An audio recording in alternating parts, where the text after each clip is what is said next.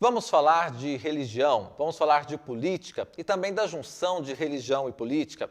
Aliás, o que é ser evangélico hoje no Brasil? É uma questão que cada vez está mais pertinente, dada a profusão de denominações religiosas que muitas vezes se desviam do Cristo, que é o cerne de toda a igreja cristã. Bom, tudo isso a gente vai conversar no nosso segunda chamada, que estamos gravando aqui dos estúdios da Reag Investimentos no Mané Garrincha. E nós temos convidados muito especiais. Antes de apresentá-los, quero pedir para você deixar o like, compartilhar o conteúdo do My News e entrar para o time do jornalismo independente aqui, sendo membro. Sendo membro, você ajuda o jornalismo independente, faz parte, na verdade, e, claro, tem acesso a benefícios exclusivos. Então, sem mais delongas, César, roda a vinheta para a gente começar.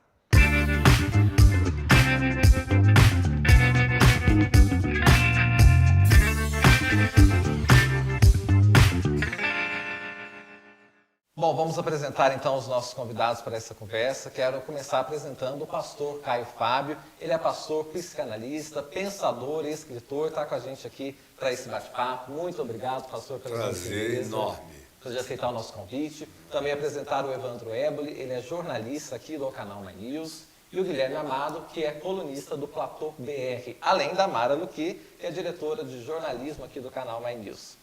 Bom, pastor, muito obrigado. Quero começar falando um pouco sobre política, depois a gente vamos encaminhar para outros temas, religião.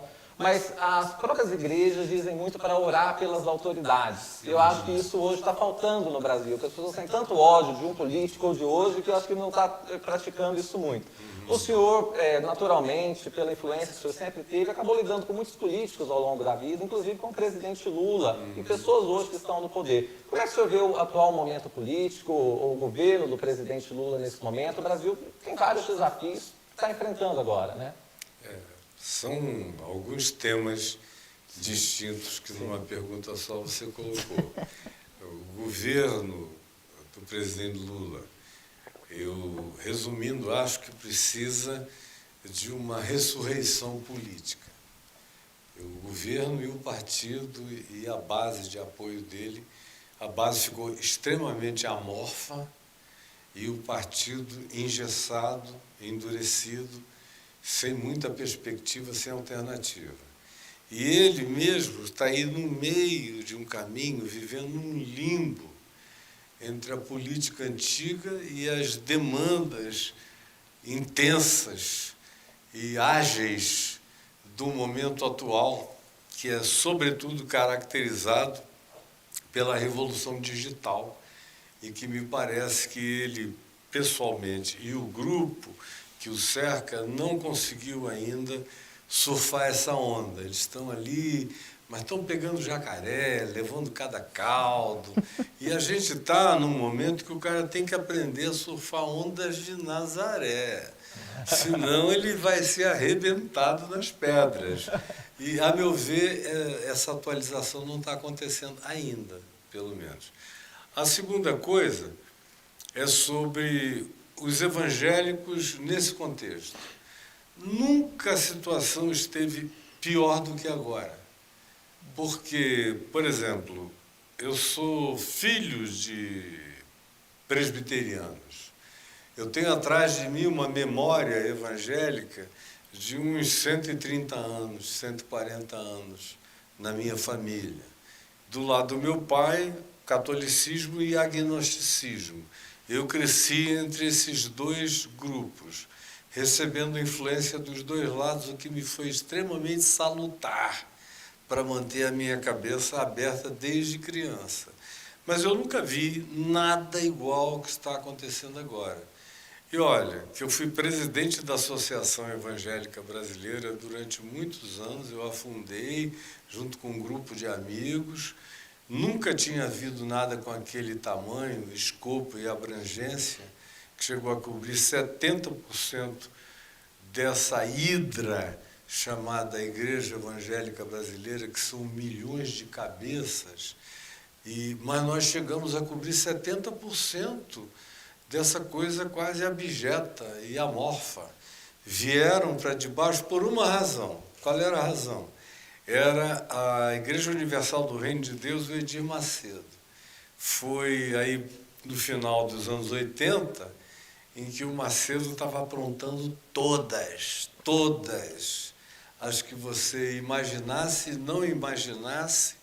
Eu já falei demais a respeito disso no passado, mas, enfim, ele fez de tudo quanto se possa imaginar de ilicitude para poder arregimentar meios para fazer aquilo crescer, para comprar a Record, para fazer a maior rede de rádio do país e tudo mais que caracterizou até aqui a Igreja Universal. E ele criou um sincretismo absoluto, que os evangélicos, àquela altura, olhavam para o sincretismo do Macedo, que é um senhor sincretismo. Na porta tem Jesus Cristo é o Senhor. Então o cara já se identifica, o evangélico passante, com aquela história de, poxa, tem poder aí, Jesus Cristo é o Senhor. Pentecostal, então, diz, legal, se sente naturalmente atraído. Aí, quando você entra, tem uma quantidade enorme de pedras de toque, de fetiche, de campanhas, que são algumas tiradas de cultos afro-brasileiros, afro-ameríndios. Depois de um tempo, eles fizeram adaptação até com o espiritismo kardecista. Aí eles incorporaram o judaísmo. Os pastores hoje só falam com o talit. Isso por quê? Para expandir mercado? Ele me disse, porque tudo que eu sei do Edir Macedo não é de leitura de livro nenhum, é de papo meu com ele. Mas da onde que vinha essa relação? Assim? Qual é a história dessa Ele relação? me chamou porque ele já me conhecia há muitos anos. Eu entrei na televisão muito antes deles todos. Eu entrei na televisão com 19 anos, em 1973 para 74, na Rede Amazônica de Televisão do Dr. Felipe Dal.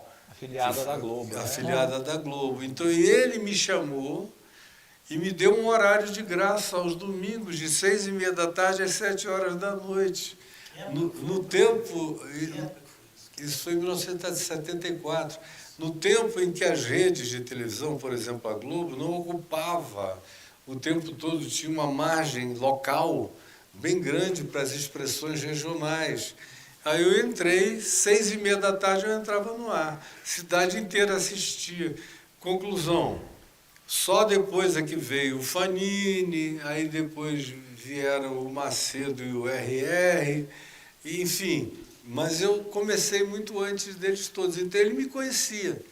E aí quando ele viu o que eu fazia no país inteiro, e a história do lançamento da Associação Evangélica Brasileira e a convergência de todos os grupos, por exemplo, todas as denominações chamadas Assembleias de Deus, que não é uma só, são algumas, vieram para baixo, os presbiterianos todos, os batistas, os metodistas, os luteranos, os episcopais, os pentecostais autóctones brasileiros, todos os grupos, até a quadrangular, grupos os mais variados, era 70% do escopo que cobria ali. Então, ele me chamou, aí falou, eu queria entrar para essa organização, aí porque eu não posso ficar sozinho, eu preciso de uma identificação. Aí eu falei, olha, deixa eu te dizer uma coisa, Macedo, essa organização só está sendo possível por sua causa. Porque é pelo desejo de diferenciar em si de você que esse grupo irreunível, que se odeia, que se detestam, que se devoram, são fratricidas. Eles, de fato, não se gostam mais. A repelência ao que você trouxe é algo tão maior que eles preferiram suportarem-se uns aos outros. Uma frente ampla. É, uma frente ampla. Quase que um centrão imenso, cobrindo tudo. Então você não pode, você não dá. Nem RR. Aí ele ficou, mas olha, Caio, não sei o quê. E ele abriu o coração mesmo. Ele começou a me dizer, olha, tudo que você prega está certo, mas não dá certo. Porque você fica falando de Jesus, aí todo mundo quer ficar bonzinho, misericordioso, Pobre. compassivo, solidário, direitos humanos, Empatia. acolhimento, empatia. Isso não dá certo para levantar dinheiro. Dinheiro é Velho Testamento. É Moisés, é lei, é pedra, é ameaça. Tem que jogar tudo isso em cima deles, é maldição. Mas ele falou assim, dessa maneira desabrida mesmo? Assim, daí para pior.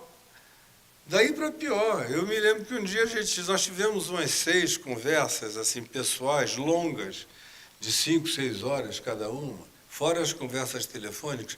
Um dia a gente estava batendo um papo, chegou um cara lá, um bispo desavisado, aí falou para ele, não sei o que, bispo, se Deus quiser, ele falou, se Deus quiser, não, Deus aqui sou eu. Ô, louco. Ah, Deus aqui sou eu. Deus cuida Luiz- das coisas Luiz dele 14. lá aonde ele consiga ser Deus. Aqui, Deus sou eu. Aqui as coisas acontecem conforme eu quero, na minha presença.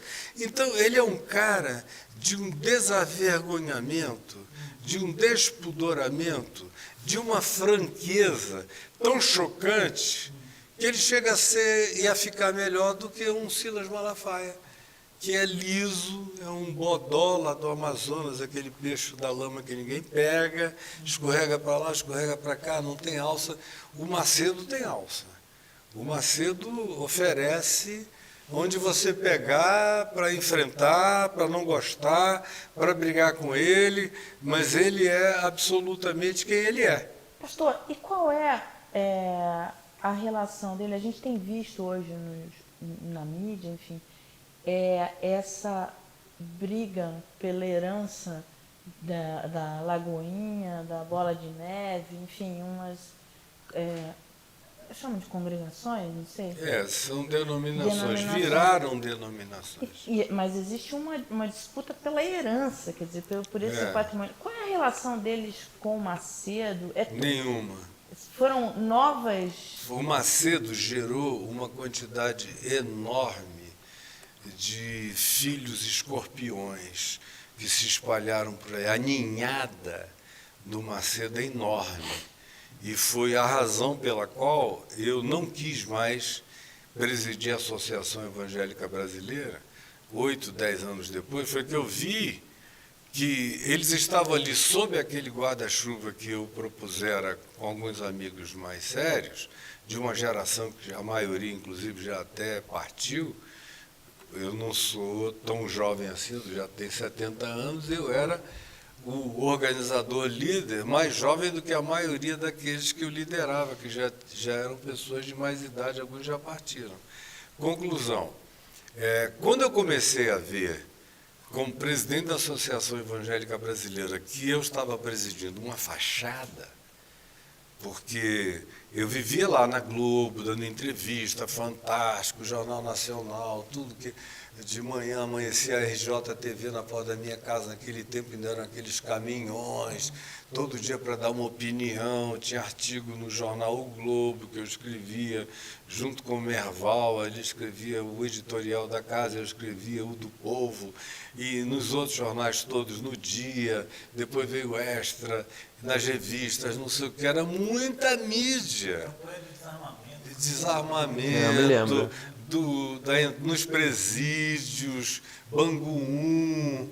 E eu tenho filhos na fé até o dia de hoje, que eu batizei em Bangu 1 e continuam firmes no Evangelho até hoje, como Robson Caveirinha, Adler de Vigário Geral, Isaías do Borel, tem um monte de gente aí, é uma lista enorme.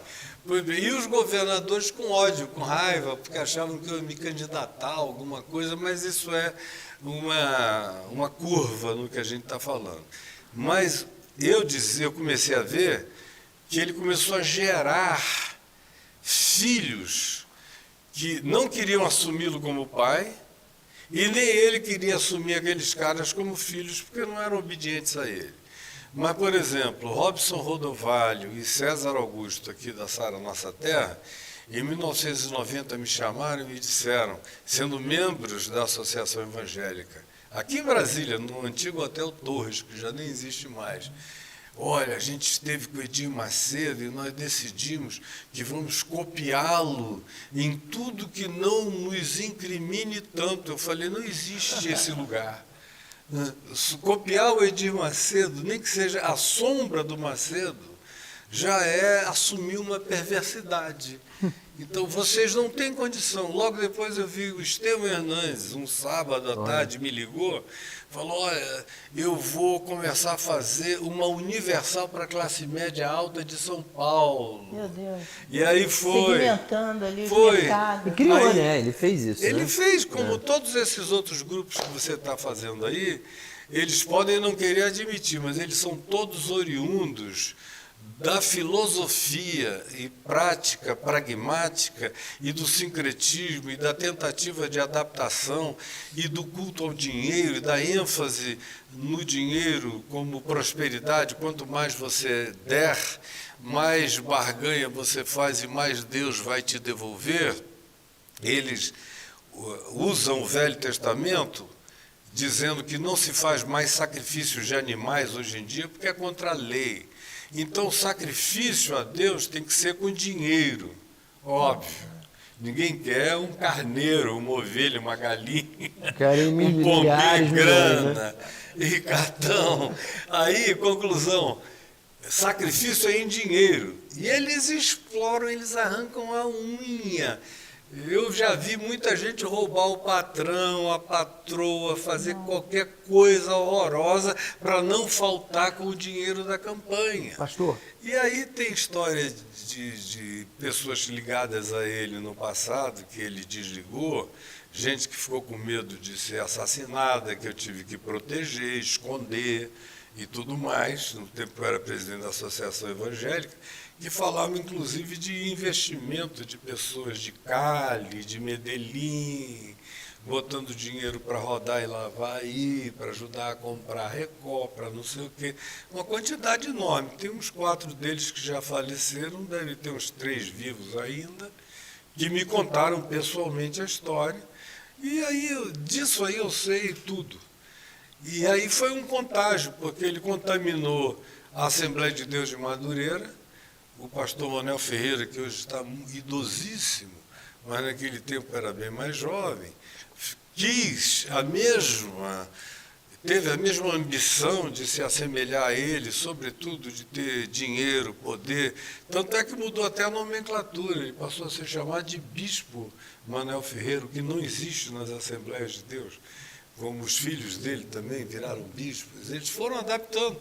E não somente eles, mas, Mara, todo mundo, com exceção das igrejas de natureza histórica, presbiteriana, batista, metodista, essas assim, que vêm desde a Reforma Protestante, não fizeram essa adaptação à época. Mas as demais, com raras exceções, todo mundo fez. E a bola de neve é um fenômeno novo, ela começou aí por volta do ano 2000. E é o quê? É uma igreja careta, onde tudo é proibido, estilo Sara Shiva, não toca, não beija, não faz isso, não faz aquilo, mas pode ir de bermuda para o culto, o pastor prega em cima de uma prancha de surf, tem uma ênfase em pegar uma onda, em chegar queimadinho, é tudo fachada, é um farisaísmo ao contrário, mas por dentro são uns caretaços.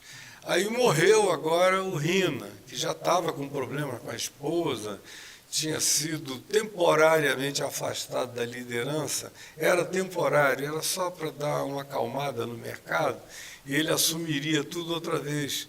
E aí, quando teve o acidente de morte, ele morreu. A esposa, que antes estava com ódio na morte dele, sofreu aquela reconciliação de viúva, porque ela era também a vice-presidente do grupo todo, e é uma empresa com muitos bens, prédios, templos, propriedades.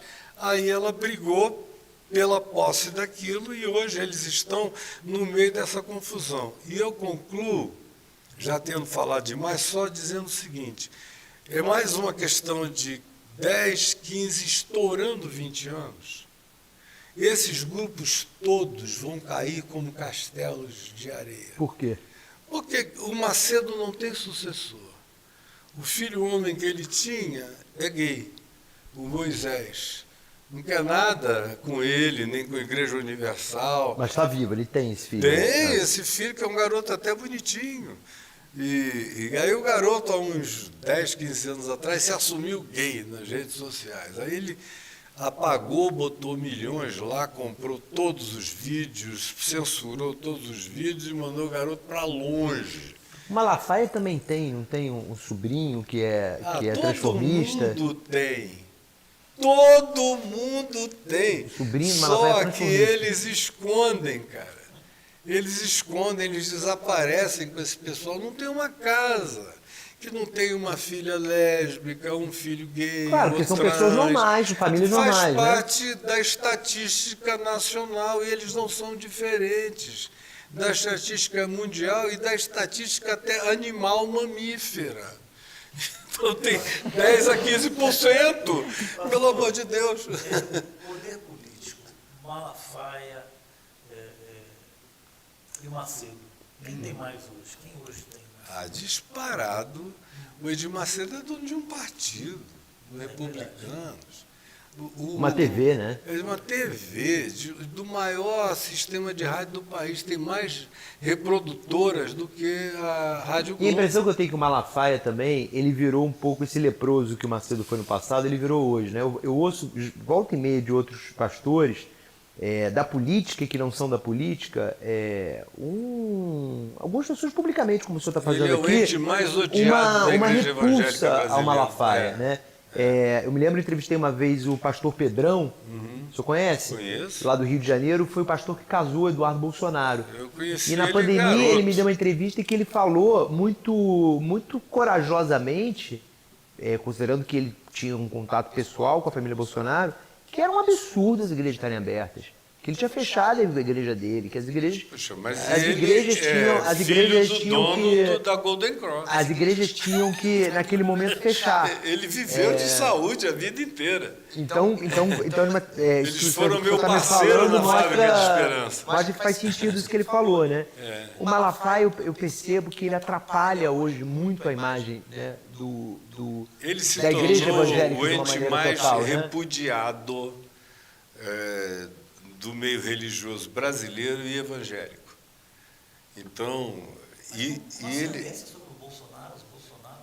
Mas é por causa... É uma tendência ou é uma relação de comparsas? Tem vínculos inenarráveis, indizíveis e promíscuos para todo lado. Então, há muitos anos que ele é uma pessoa dessa capacidade de ser um ente escorregadio. Eu já ouvi de todos os lados que você queira, dependendo da circunstância, ele se mimetiza. Ele é um ente mimético, para um lado ou para o outro. Agora, o lado para o qual ele se mimetiza, ele entra com aquela avidez de ódio, ele fala como se fosse o único representante daquilo tudo. E tem um detalhe, o ódio e a repulsa em torno dele cresceu muito quando ele começou a se apresentar como uma espécie de papa evangélico representando o grupo inteiro. Num grupo que é dividido como uma hidra. Não há para condição de alguém chegar e dizer que fala, que representa o nome do grupo todo, sem a devida autorização, que nunca foi recebida. Quando eu falava pela Associação Evangélica Brasileira, porque todo mundo entrou lá, assinou um compromisso, me deu carta branca, você fala, nos representa. Agora, ele nunca teve nada disso, foi no grito mesmo. E quanto mais ele fez isso, e tanto mais quanto ele se envolva com política, e ele se envolve com política, menos ele prega o Evangelho. Então, você acredita que eu conheço o Malafaia desde que ele tem 18 anos de idade? Eu ia pregar no Rio, morava em Manaus, ele sempre estava presente lá na BI, onde eu pregava, e nos outros auditórios.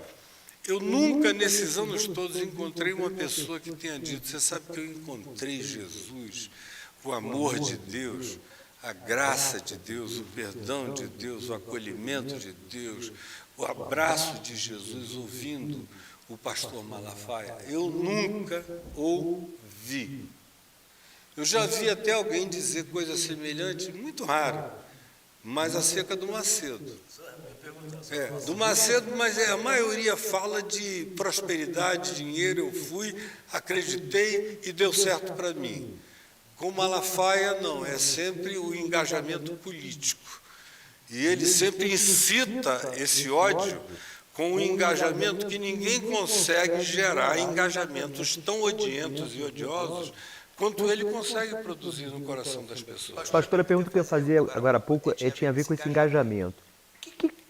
Qual é o método do Macedo, se o senhor quiser também analisar o do Malafaia, para conseguir criar essa capilaridade impressionante, mastodôntica de pastores no país?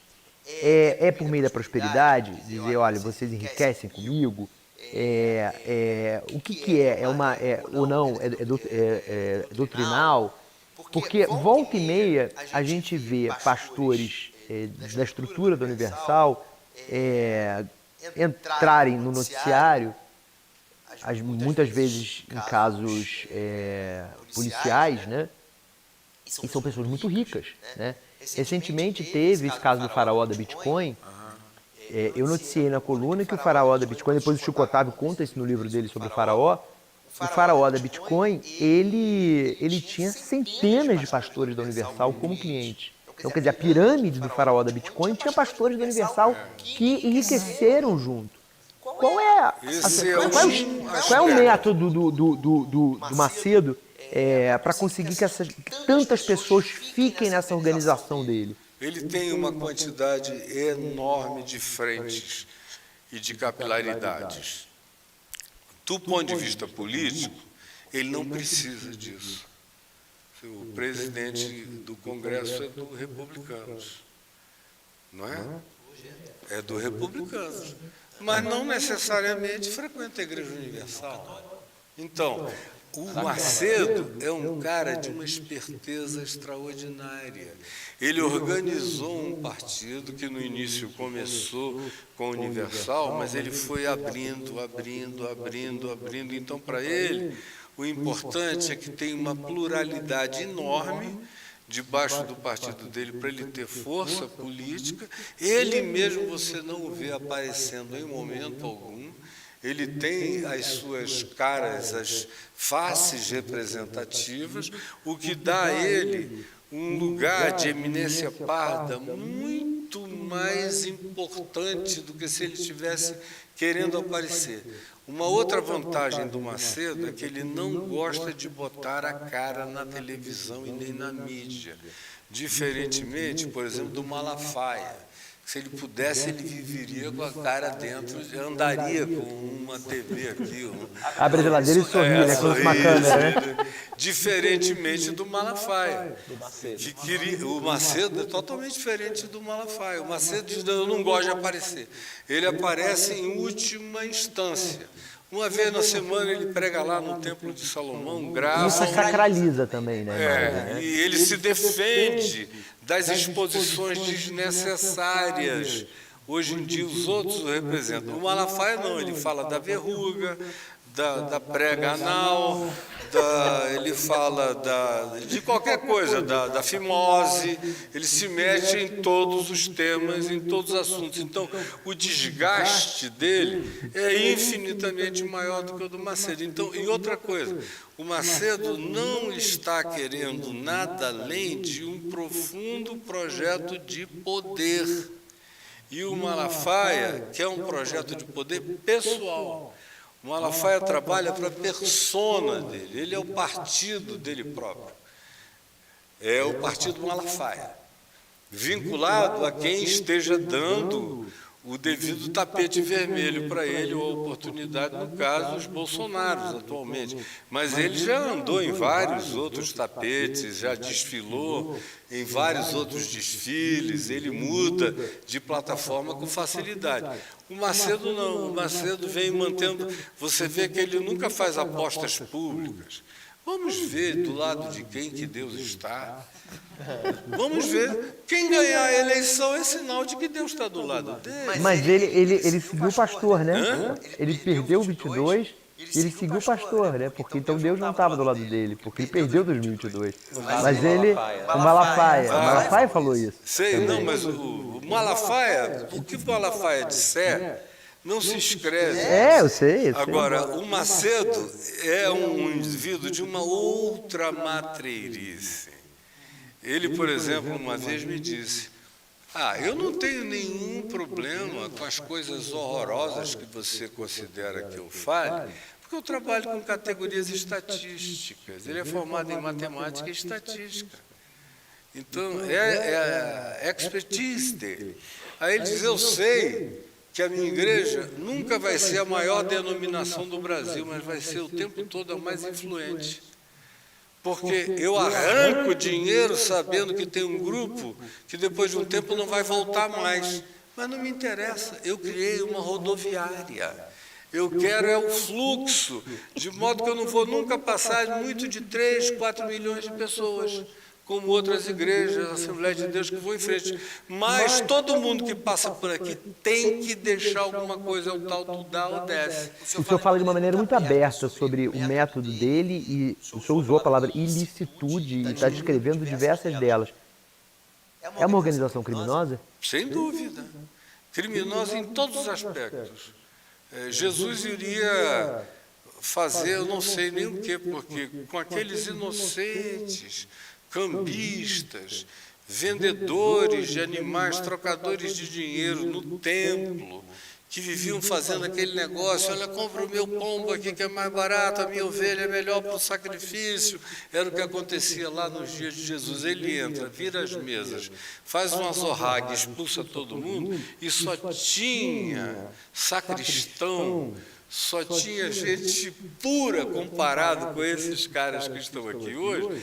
Eu não sei nem o que faria. A presença de Jesus nesse meio, chegando com poder de decisão, ia ser de natureza escatologicamente final, porque esses caras chegaram a um nível de distorção, de apostasia, de corrupção indizível. A gente teve coisa parecida na Idade Média, mas com a sofisticação que a gente tem agora e com as capilarizações e com a ciência do uso de comunicação que eles têm, que é, na maioria das vezes, maior do que de qualquer outro grupo religioso ou até político, eles aprenderam a lidar com isso mesmo e com esse populismo que, quanto mais loucura fale, mais gente arregimenta. Descobriram também que essa fascinação geracional por idiotice. Então, tanto mais quanto você promova loucuras, idiotices e irracionalidades, mais gente vem te ouvir. Pastor, o olhar de uma jornalista que cobre economia e finanças há muitos anos, eu vejo isso como um negócio, um grande negócio, em que ele montou a matriz, e aí aparecem as outras denominações e tal, mas o que atrai essas pessoas é esse mercado.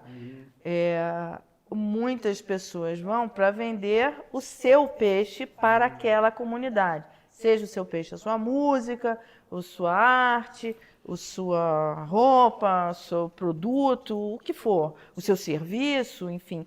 Mas tem uma comunidade ali que vai comprar e essas pessoas vão porque é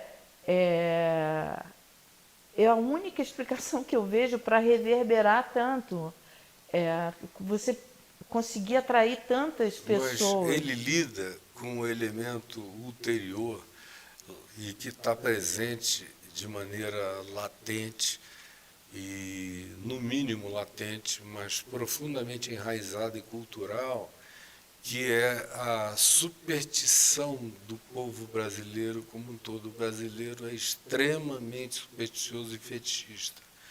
Então, ele foi o que uma vez o doutor Roberto Marinho me falou. Ele me chamou para conversar com ele acho que em 1990, 89, por aí. Aí ele chegou e me falou, escuta, me fala desse Macedo. Aí, aí eu falei, ele com um papelzinho anotando. Aí ele falou, e quais são as cifras? Aí eu falei, e quais eram? Os amigos que eram bispos de lá tinham me contado detalhes impensáveis e tal. Aí eu falei. Aí ele falou, estou perdido. Aí ele falou, veja bem, esse ano, acho que era 1990, eu tive que colocar, eu não me lembro se eram 4 bilhões de investimento para tirar 400 milhões de lucro. Mas olha o tamanho do investimento que eu tive que fazer para tirar 400 milhões de 10%. lucro. Agora, esse cara não tem que fazer investimento nenhum. Ele não tem que construir Projacs, ele não tem que comprar nada, ele não tem que fazer nada, ele vende vento. Mas acabou que ele teve que fazer, né? Porque também a Record, ela teve essa origem, claro, e outras origens até mais escusas, possivelmente, como o senhor apontou. Mas com o tempo, quando ela quis jogar o jogo da concorrência de verdade, a Record teve também que se transformar. Eles têm o Projac deles, que é muito menor, mas eles têm Mas eles não conseguem se REC 9 manter lá. sem a igreja.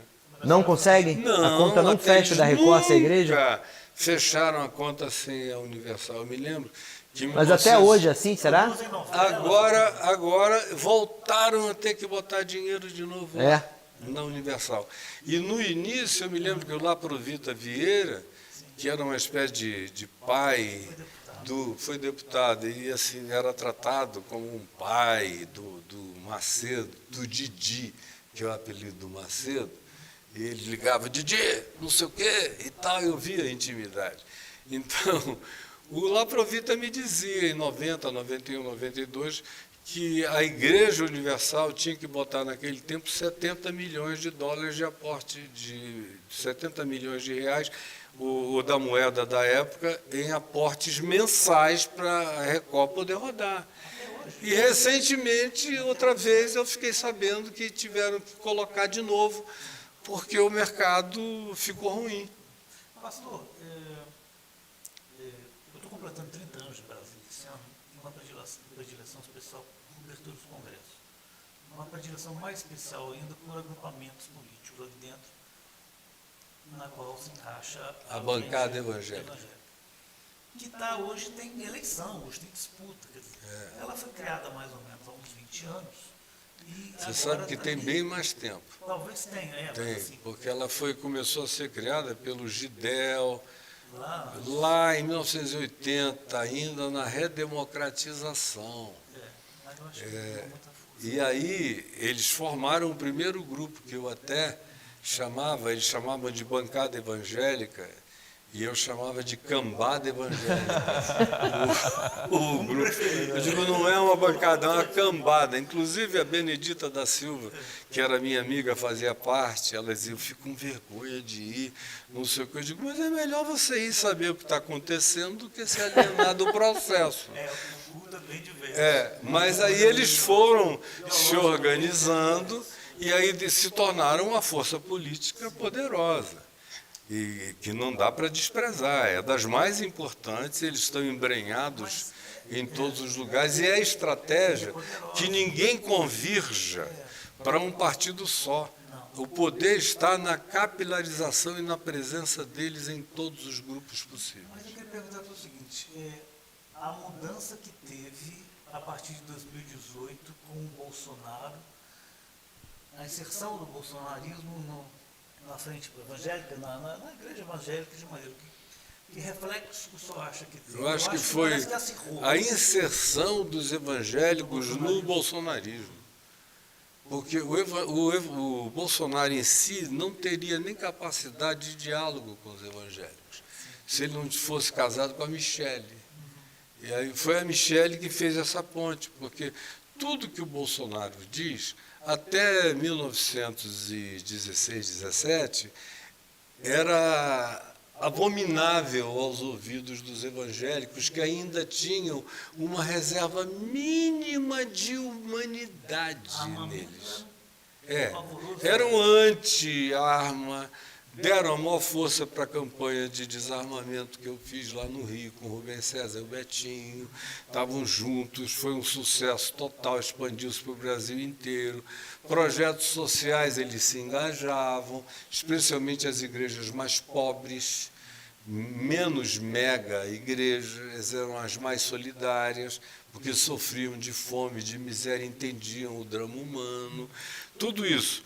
Mas, de 16, depois do impeachment da Dilma, do antipetismo, com todos os escândalos do Petrolão que deixaram o mensalão também na sacristia da corrupção. E aí depois vem o Bolsonaro, que já vinha se arvorando desde 2013, e vem Olavo de Carvalho, que dá esse embasamento, que fala muito palavrão, mas também se diz cristão, é de Deus, Nosso Senhor Jesus Cristo, não sei o que e tal, fica aquela salada toda. Aí entra o Lobão no meio daquele negócio, e em 14, 15, digo, Lobão, o que você está fazendo aí, meu rapaz?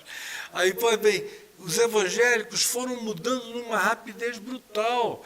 Aí começaram a crentes quererem virar CAC, a comprar armas, eles começaram por aí. E agora tem um esse jogo, negócio. né? Assim, Entraram de vez. havia uma resistência à legalização do jogo por parte da bancada evangélica, alguns possivelmente por questões religiosas, outros talvez por uma defesa de mercado, né? Porque o dinheiro que vai no jogo é menos dinheiro no dízimo, se eu me corrija se eu estivesse sendo leviano. Também. Mas a gente não vê mais uma oposição da bancada evangélica feroz ao absurdo que são as bets nesse país, né? Eu complemento a pergunta, que muito você acompanha essa discussão de legalização de jogo, e chegou uma época, eu lembro, acho que era o Cezinha Madureira, o deputado líder, quando se discutiu legalização, pode legalizar tudo, menos o jogo do bicho, que o jogo do bicho era, ali no jogo do bicho estava o pessoal que é o frequentador de igreja e pagamento. E o pobre do jogo do bicho é uma das coisas mais inocentes no meio disso tudo. Já devia ter sido legalizado há 40, 50, 60 anos atrás. Tinha virado outra coisa. E quanto mais tempo não legaliza, mais mafiosos eles vão se tornando, como a gente vê agora. Também essa capilaridade para vários outros aspectos de legalidade que não são vinculados ao bicho. Mas o que aconteceu é que o Silas e os pastores, porque nós tivemos um fenômeno que praticamente 90 a 95% dos pastores de todas as denominações evangélicas se bolsonarizaram por causa das mentiras, das fake news. Quer ver uma coisa que são os grandes mitos? Que se forem aludidos e apresentados, tudo que é evangélico, na ignorância brutal, que são os seres abjetos, tem menos relação neural do que uma ameba, é um negócio horrível, não compreendem nada. Aí o cara diz, vão fechar as igrejas. Aí, basta isso, o Lula já foi presidente 8 anos, as igrejas até aumentaram, ele até legalizou mais coisas e tudo, mas não faz mal, não tem memória, o que o pastor falou do púlpito vira lei. Aí o cara vai, eles vão inventando mentiras e fake news, inventando. Daqui a pouco tem um mundo de realidades, um mundo de fantasmagorias, de projeções, tão dantescas na cabeça deles que eles dizem, como é que pode o senhor, reverendo, não estar do nosso lado, o senhor não vê que o lado de lá é todo contra Jesus, contra a fé, contra tudo? Eu digo, não, os únicos que eu conheço contra Jesus, contra a fé, contra o evangelho, contra o amor, contra a solidariedade, contra a misericórdia, contra a compaixão e contra direitos humanos são vocês. Porque eles conseguiram fazer com que pauta de direitos humanos vira comunismo, marxismo cultural, herança... Seja lá o que for o marxismo cultural para ele. Herança do Olavo de Carvalho. Compaixão.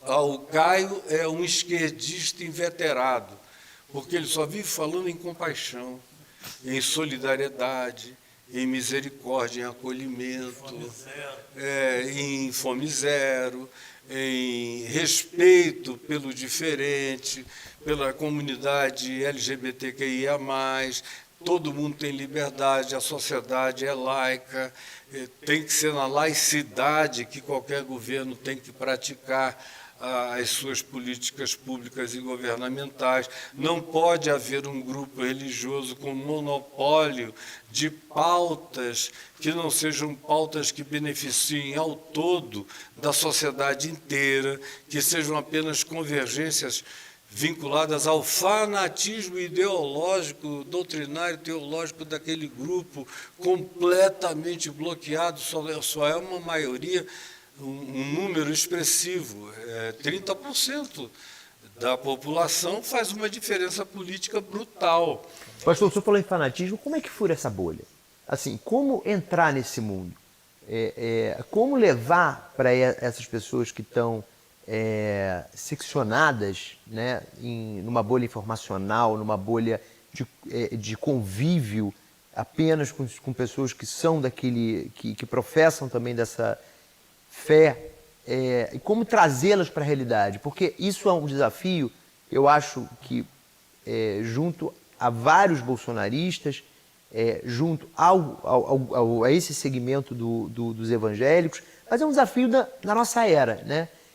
Como a gente conversar com essas bolhas informacionais, fazer com que todo mundo volte a gravitar no 10, no 9,8, porque a realidade que a gente está aqui não é a mesma realidade que algumas dessas pessoas estão, né? Só algumas coisas e que não dependem de ninguém, nem de estratégia, nem de tática, nem de implementação. Que coisas são essas? Os filhos têm gerado um conflito enorme para os pais dentro das igrejas. Porque, como eu disse, não tem família que não tem um gay, uma lésbica, um trans, um bi, ou seja lá o que seja. Um maconheiro? Um maconheiro que, meu Deus, virou quase que um meditador transcendental, porque não tem significado nenhum. Então, os caras estão se entupidos de fentanil, de não sei o quê. A comunidade do Rivotril, está todo mundo lá, mulher do pastor, tudo mais, todo mundo tomando.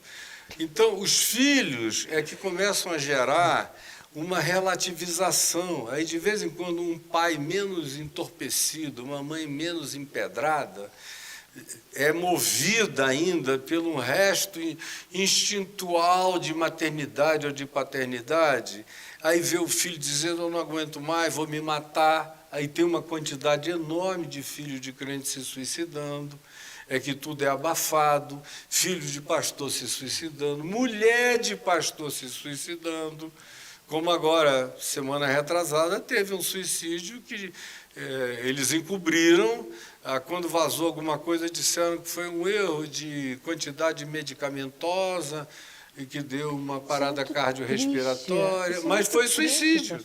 E não é um caso só, tem muita gente se matando nesse meio. Então, esse tipo de calamidade começa a produzir relativizações. Brechas na bolha. Mas isso não pode ser um alvo de políticas públicas? Assim, o governo não tem que olhar, eu não estou falando do governo se meter na fé do povo. O governo teria. Mas como seria é que a melhor estratégia? É uma epidemia, pastor. Seria a melhor estratégia.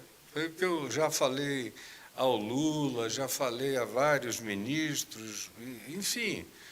Não é um assunto que eu esteja mencionando aqui pela primeira vez. Mas, perguntado, o que a gente pode fazer? Eu digo, esqueçam essa coisa de tentar cooptar pastor, porque senão vocês vão cair em desgraça em relação até ao público que respeita vocês. Não tentem cooptar como os demais fazem. Penetrem socialmente falando nas camadas que realmente precisam de ajuda. Mas hoje nenhuma das duas coisas é feita, né? O governo nem tem estratégia de cooptação, se tem, está falhando, e também não tem estratégia de penetração, né? Olha, o ministro Wellington, muito atrasadamente, tem agora uns 7 meses, começou a tentar criar uma ponte com as igrejas evangélicas de periferia, que era uma coisa que eu venho dizendo desde que eles ganharam a eleição. Eu conversei com o Lula nos dias anteriores e logo depois eu falei, olha, uma das primeiras coisas que vocês tinham que fazer para quebrar essa mesa tenebrosa de pedra que está aí, era a entrada do governo fazendo parcerias com igrejas pobres, simples, com pastores simples que não são bispos, nem donos de nada, nem pensam naquilo como negócio, ainda são pessoas puras que querem servir o próximo, o vizinho. Essas são as pessoas e elas ainda são maioria. É difícil de chegar ali, não? Mas não é não. Não é não, porque elas estão tão capilarizadas, estão em tudo que é lugar. É mais fácil achar esses grupos do que bar vendendo Coca Zero. E elas têm uma nas necessidade favelas. também, eu acho que de arranjos, né, de alianças, de atenção, que as Saras Nossas Terras, as quadrangulares, as evangelistas, as Assembleias de Deus de Vitória em Cristo da vida não precisam, né? É. Elas têm mais necessidade. Agora eu queria fazer uma outra pergunta para o senhor relacionada a isso. Fala-se muito, eu já ouvi de alguns ministros, escrevi sobre isso, Mas inclusive, de que a Deixa Janja... eu terminar sobre esse negócio de furar a bolha. Tá, eu só vou adicionar a Janja nessa equação e o senhor, por favor, eu interrompi, não sabia que o senhor não tinha concluído. Dizem que a Janja tem um papel central na aversão a se aproximar dos evangélicos, né? Eu falo isso embasado em conversas com diversas pessoas, inclusive pessoas encarregadas na campanha de 2022 de traçar a comunicação com evangélicos. Eu já ouvi também a mesma coisa de A Janja, eu certa vez publiquei isso em janeiro do ano passado, faz pouco mais de um ano, ela me mandou um e-mail de 6 parágrafos em que eu era chamado de misógino, de um monte de coisa. E essa informação não foi rebatida por ela com nenhum fato. Ela não conseguiu... Ela usou o método bolsonarista. Ela usou, te agrediu de certa e maneira, não te sim, respondeu. de certa maneira, sim. E o que eu coloquei, tinha colocado na reportagem, eu citei o nome dos ministros que defendiam, Renan Filho, o Jorge Messias, o Alexandre Padilha, que defendiam que houvesse uma aproximação com os evangélicos, por alguma maneira, fosse pela cooptação, pela aproximação. Pela cooptação, e ela não conseguiu presta. rebater com fato. Ela disse apenas que ela nunca incentivou o presidente Lula a se afastar de nenhum segmento da sociedade. Me parece pouco diante de tantas vozes que dizem o contrário. O senhor ouve isso também sobre a primeira-dama? O tempo todo. Eu recebo na minha casa deputados federais, senadores, servidores públicos de alta patente que vão tomar café comigo toda hora, 3, 4, 5 vezes por semana. Então, eu ouço coisa que não acaba mais. Divide com a gente aqui, por favor. Somos todos ouvidos. Somos todos ouvidos, a comunidade, os membros do My News estão E ávidos. em relação a esse aspecto, é praticamente unânime. Eu nunca encontrei alguém divergindo do que você acabou de me dizer. Então, a bolha. Eu falei do primeiro aspecto, que é essa angústia existencial familiar geracional de um novo grupo que diz, eu não vou me submeter a isso. E aí eu estava falando acho que foi com a Mara ou com você, com quem?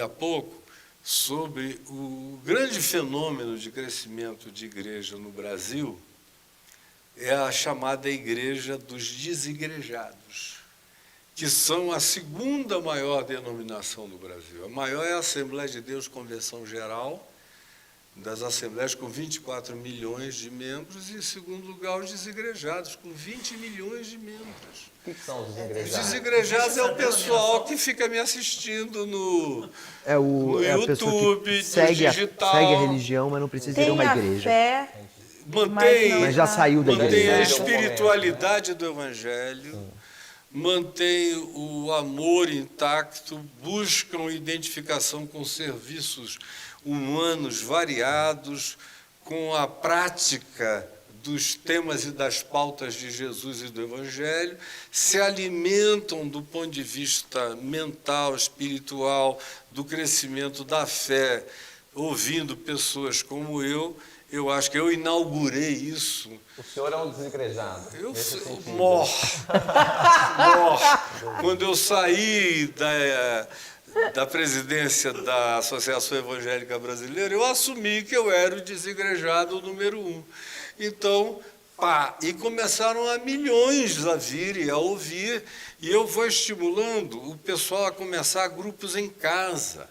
Então, Pastor, hoje tem mas milhares. tem desigrejados e muitos entre os católicos também. Também Eu eles estava pensando também. exatamente Olha, isso. tem Vários. desigrejados católicos. Tem desigrejados que me assistam. kardecistas Isso que eu ia também. dizer. Tem desigrejado. Eu estou cheio de amigos líderes kardecistas do mais alto nível que não estão mais aguentando frequentar o kardecismo, porque até o kardecismo se bolsonarizou na eleição.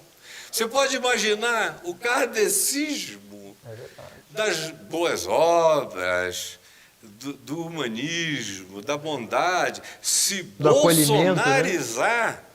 Então, tem uma quantidade grande, como também tem pai de santo, mãe de santo, do candomblé, da Umbanda, que vem para a minha mesa, que se assentam comigo. Mas a gente não vai pra a gente não conversar. entra quase numa perspectiva teológica, e se for isso, por favor, nos ajude a enxergar, de que as igrejas, as religiões, perdão, elas como se estruturam por terem formas de estruturas de poder, né? Toda religião tem uma forma de estrutura de poder, quase todas delas têm algum tipo de hierarquia na sua lógica.